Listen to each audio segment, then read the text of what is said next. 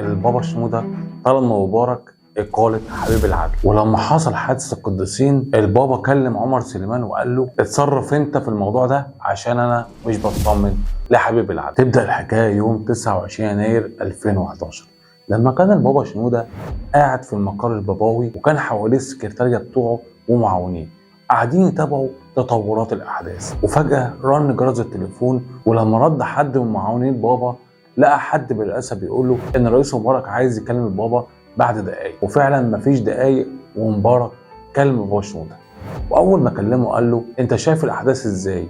وكان مبارك بالسؤال ده عايز يعرف موقف البابا من الأحداث وعايز يعرف موقف الأقباط معاه ولا ضده.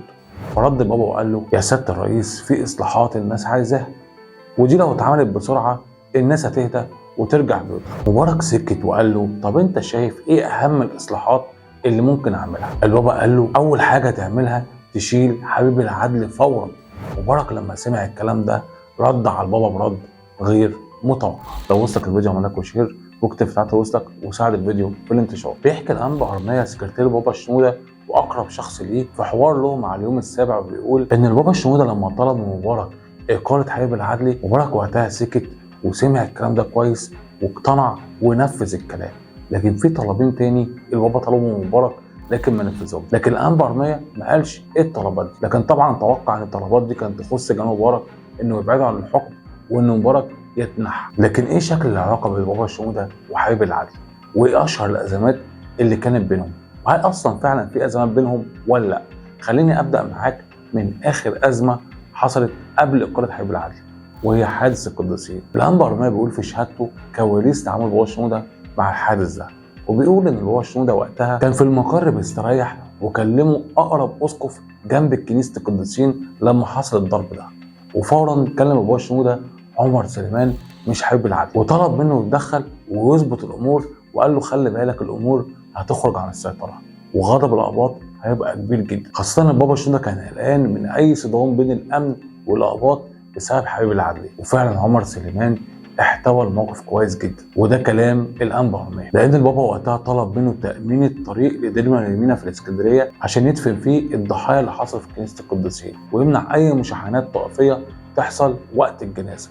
وأول ما خلصوا كل الترتيبات دي مبارك كلم البابا وعزاه وقال له الامتحانات هتخلص، لكن خلي بالك كان في اشاعات ان العدلي هو اللي عمل تفجير الكنيسه، والاشاعات دي مفيش اي دليل ليها. لكن البابا شنودة قرر يكلم عمر سليمان مش حبيب العدلي في ازمه القديسين رغم ان العدلي هو المسؤول عن التامين. بيجاوب على السؤال ده مصطفى الفقي سكرتير الرئيس مبارك في مذكراته الروايه قصه الزمان والمكان، وبيقول ان البابا شنودة كان متضايق جدا من تعامل الداخليه وحبيب العدلي في حادث كنيسه العمرانيه في الجيزه، ودي حصلت قبل كنيسه القديسين بشهور معدود، وده اللي خلى البابا شنودة يرفض يروح افتتاح البرلمان 2010 وراح الدير اعتكف. بيقول الفقي انا كنت الوسيط بين الرئيس مبارك والبابا شنودة، ولما رحت للبابا شنودة اول طلبه انه يفرج عن كل الاقباط اللي قبض عليهم حبيب العدلي في اشتباكات الكنيسه، وكانوا حوالي 200 قبط، والاشتباكات دي كانت بسبب اعتراض الداخليه على بنى كنيسه وقالوا ان هي مخالفه للقانون وانها مبنى تبع الكنيسه، وفي نفس الوقت اصر اقباط المنطقه ان تتبني الكنيسه، وحصلت صدام وحبيب العدلي اتعامل بقوه مع المظاهرات دي. وبيقول الفقي ان مبارك استجاب للمطلب وافرج عن الاقباط، لكن المشكله دي كانت مسار خلاف بين البابا والعدلي، ودي اللي خلت البابا يتكلم عمر سليمان بعد حادث القديسين ويتجاهل العدلي تماما. لكن اهم الازمات اللي كان بين البابا شنودة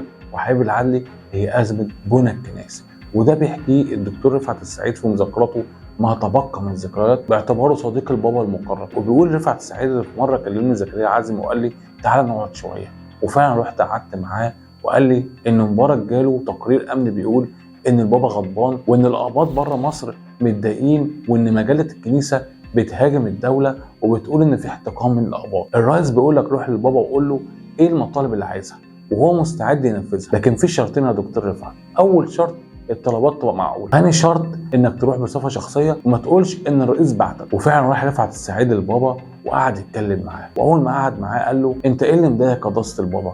فالبابا ضحك لانه كان فاهم ان رفعت مبعوث من مبارك، وقال له انا بقالي سنين عايز ابني كنيستين في وادي الجديد، وكل ما اسال حد يقول لي الرئيس موافق من سنتين، وبعدين الكنيسه بالنسبه للاقباط هي كل حاجه، يعني الطفل في اجازته بيروح الكنيسه، لما يحصل فرح بيروح الكنيسه، يحصل ميت يروح الكنيسه، فتخيل واحد عشان يروح الكنيسه يسافر من قريه لقريه، ليه كل ده؟ رفعت سعيد راح وقتها لزكريا عزمي وقال له المشكله. زكريا عزمي قال له ازاي الكلام ده؟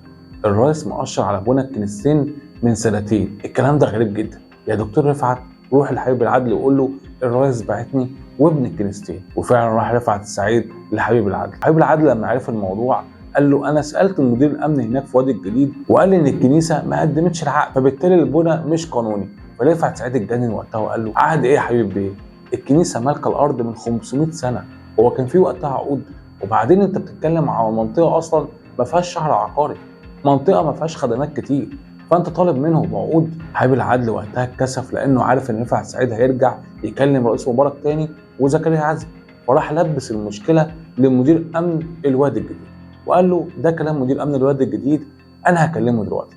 وفعلا كلمه واتخانق معاه وقال له نفذ القرار بسرعه وابن الكنيستين ومالكش دعوه بالورق. واتبنت الكنايس. في نهايه الفيديو هل انت شايف ان بابا شنودة كان صح لما طلب من مبارك اقاله حبيب العدلي ولا لا؟ شاركونا برقم في التعليقات، ولو عجبكم الفيديو اعمل لايك وشير، وطبعا صفحتنا على الفيسبوك وقناتنا على اليوتيوب وقناتنا على التيك توك.